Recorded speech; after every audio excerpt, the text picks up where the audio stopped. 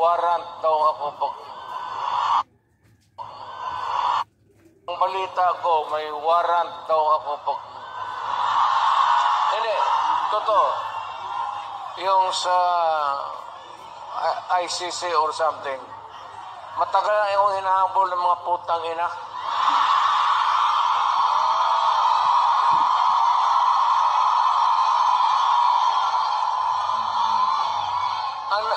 Ano man ang kasalanan ko na ginawa ko man ang lahat sa panahon ko para may konting katahimikan at mapayapa ang buhay ng Pilipino. Ang problema nito, ewan ko kung ang tingin ng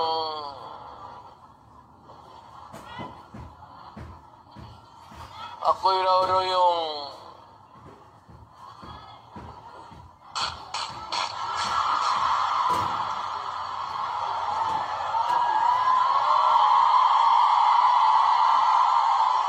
o ganito na lang.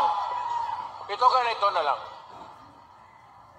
O sasabi ko, assuming na totoo talaga yung naririnig ninyo.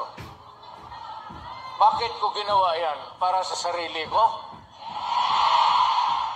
Para sa pamilya ko? Para sa inyo at ang inyong mga anak sa ating bayan. Kaya ako man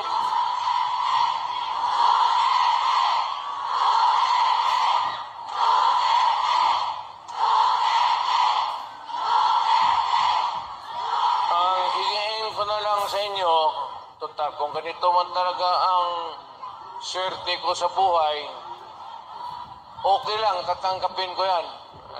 Wala tayong magawa hulihin tayo kung ikulong tayo. Kaya lang, meantime, mag-contribute kayo, paski $5, $10, para paglabas ko sa presuhan, pagawaan ninyo akong monumento katabi ni Rizal. Si Rizal may hawak na libro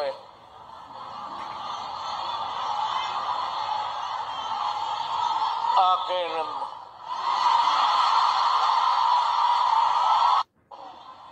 ang balita ko, may warrant daw ako pag... Hindi, totoo. Yung sa